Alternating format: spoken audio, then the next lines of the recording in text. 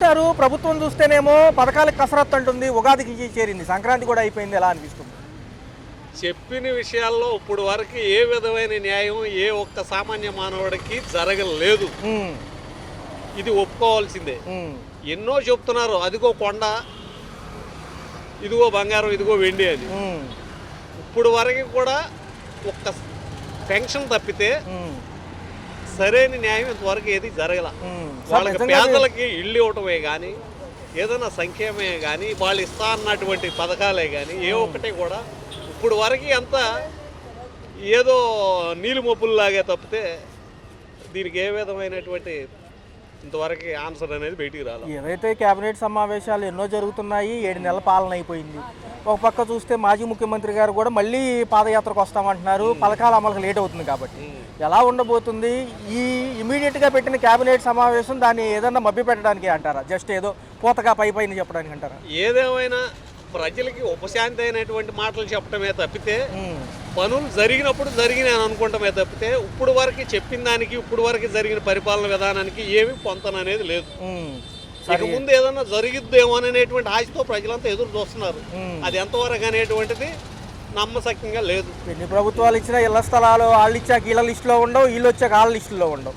మరి ఎలా ఉండబోతుంది? ఉండవు. పోతే ఈ 2 సెంట్ ఇస్తాము, పట్టణాల్లో పల్లెటూరులోనేమో 3 సెంట్ ఇస్తాము, ఇవన్నీ కూడా ఈ ఆర్థిక సంక్షోభంలో ఇవన్నీ జరుగుతాయి అనేది అది నోటి మాటలే తప్పితే చేతలకు పనికిరావు అనేటువంటిది ప్రజల్లో ఒక అవగాహన ఉంది. సార్, నిన్న 11,500 కోట్లు విశాఖ స్టీల్ ఉక్కు పరిశ్రమ అంటున్నారు, చేయూతనిచ్చారంటున్నారు, ఒక పక్క వాలంటరీ రిటైర్మెంట్ ప్రకటిస్తున్నారు. ఏంటి ఈ యొక్క మధ్య వ్యత్యాసం ఏంటి అర్థం కావట్లేదు అందరికీ కూడా.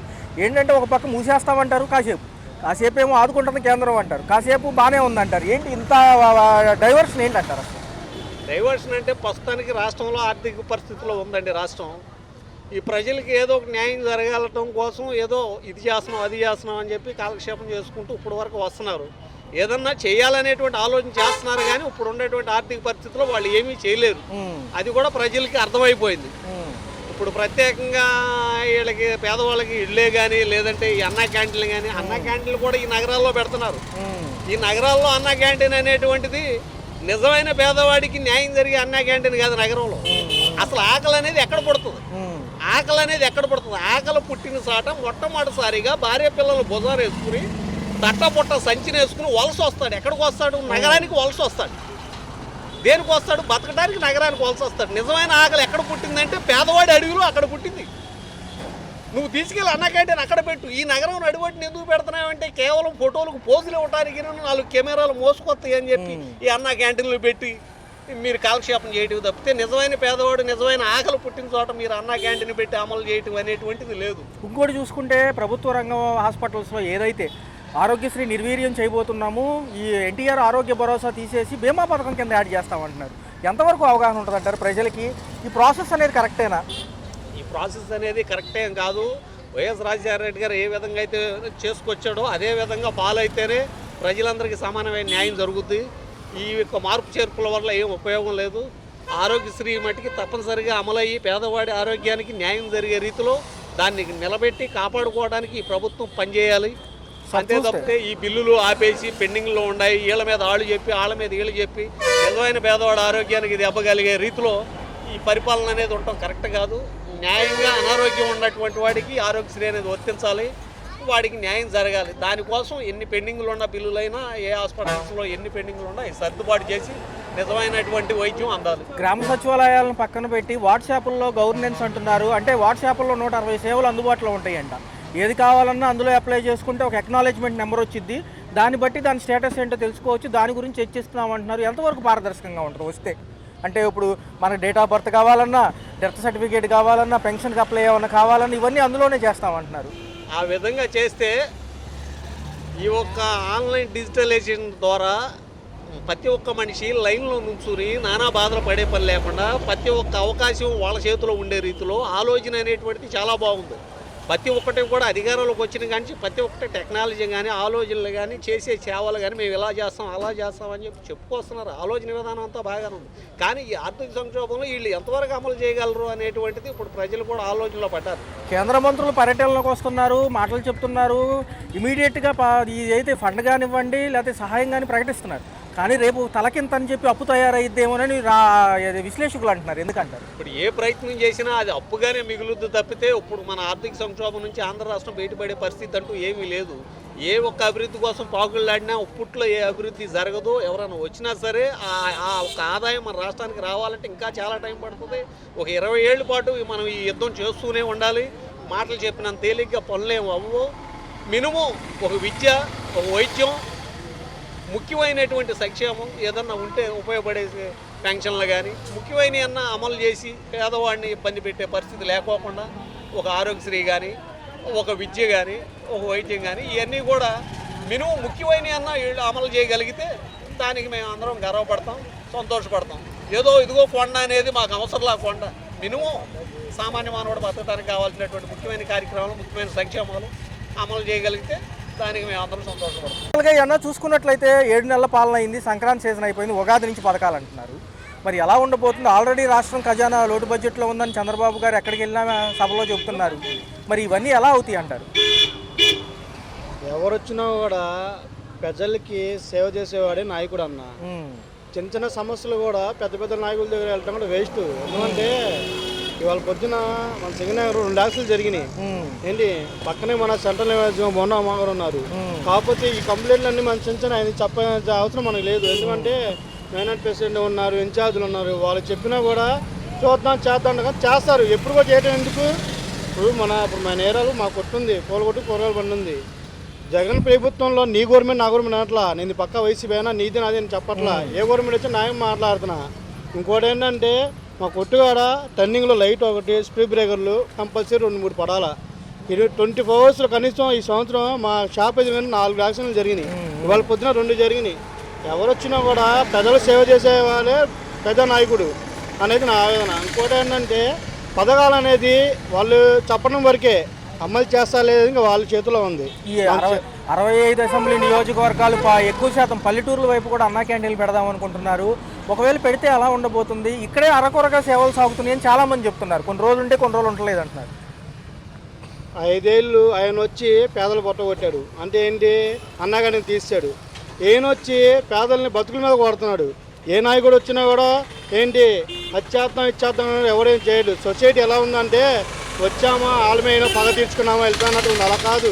ప్రజలు కూడా తెలుసుకోవాల్సింది ఏంటంటే మనకు ఏ నాయకుడు అయితే మనకు మంచి చేస్తాడో వాళ్ళని ఓటేసి గెలిపించాలని తెలుసుకోలేకపోతున్నారు. ఎలక్షన్ టైంలో 5,000 ఇచ్చాడా, 10,000 ఇచ్చాడా, తీసుకున్నామా ఓటేసి అని గెలిపించామా? ఇది కాదు. ఏ నాయకుడు మన సేవ చేస్తాడో వారిని ఓటేసి గెలిపించుకోవాలా. చిన్న చిన్న సమస్యలు కూడా మనం ఎమ్మెల్యేల దగ్గర, ఎంపీల దగ్గరికి వెళ్తే ఇంకా వీరికి కార్పొరేటర్లు, ఇన్ఛార్జీలు, ప్రెసిడెంట్లు ఎందుకు ఇంకా అలా వాట్సాప్లో 120కి సంబంధించిన సేవలు మొదలు పెడతారంట. గ్రామ సచివాలయాలకు వెళ్ళే పని లేదంటున్నారు. ఈ వాట్సాప్ గవర్నెన్స్ తీసుకొద్దామని అంటున్నారు. ఏదైనా అర్జీ పెట్టుకుంటే దానికి అక్నాలెడ్జ్మెంట్ నెంబర్తో పాటు సమస్య లేకపోతే అర్జీలు త్వరితగతిన అవుతాయి అంటున్నారు. నిజమేనా? అసలు జరుగుతుందా ఇది ఎక్కడన్నా? జరిగిద్ది. నేనేమన్నానంటే టీడీపీ గవర్నమెంట్లో అభివృద్ధి జరిగింది కాదనట్లా. కాకపోతే జగన్ గవర్నమెంట్లో వర్కుల్లో సరిగ్గా ఆయన చేసిన 5 ఏళ్ళు కూడా అభివృద్ధి సరిగ్గా జరిగింది 1-2. చంద్రబాబు నాయుడు హయాంలో 5 ఏళ్ళు కూడా చాలామంది వర్కర్స్కి వర్కులు ఉంటాయి. కానీ ఇప్పుడు దాకా కూడా మాకు వర్కులు లేవు. మేము కూడా వర్కులు లేక సొంత ఆపరాలు పెట్టుకున్నాం. దాంతో 360 రోజుల్లో పనులు ఉంటాయి. అలానే నేను ఏ ప్రభుత్వం తీసి పడేట్లా. ఏ ప్రభుత్వం వచ్చినా పెద్దలు మంచి చేయాలా, చెడు చేయకూడదు అన్నట్లా. నేను చెడు చేయకూడదు ఏ నాయకుడు కూడా. మనం నమ్ముకుని వచ్చిన ప్రజల కోసం మన నాయకులు నమ్మి ఓటేస్తాం కాబట్టి వాళ్ళు మంచి చేయాలా. మీరు చెప్పిన పథకాలన్నీ కంపల్సరీ అవుతాయి, అవగానే ఉండవు. దావోస్ పర్యటనకి వెళ్ళబోతున్నారు కంపెనీల కోసం.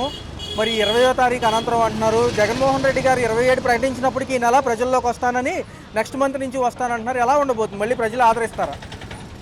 ఆయన వస్తే ఒక ఊరే వచ్చింది. ఎందుకంటే 5 ఏళ్ళు కూడా చాలామంది పేదల్ని బతకమని వదిలేశారు. చంద్రబాబు గారు రోడ్ల మీద బతికి ఆపరేషన్ కూడా కొట్లు తీపిచ్చేసి పడగొట్టేస్తున్నాడు. పేదల్ని బతకనివ్వట్ల. ఇప్పుడు మాది ఓళ్ళారారుపేట, మాది రైలు పక్కన ట్రాకులు. వైఎస్ గారి హామీ నుంచి మా ఇల్లు ఇప్పుడు రైల్వే వాళ్ళు ఎవరు తెచ్చేలా. ఇప్పుడు టీడీపీ ప్రభుత్వం వచ్చిన తర్వాత రైల్వే వాళ్ళు సీఎం గారు మాట్లాడి ఆపించాలి చంద్రబాబు ఇప్పుడున్న ప్రభుత్వంలో. రైల్వే వాళ్ళు మాకు 2 నెలలు టైం ఇచ్చాడు. మరి మా ఇల్లు తీసేస్తే మేము బతికేది అలాగా.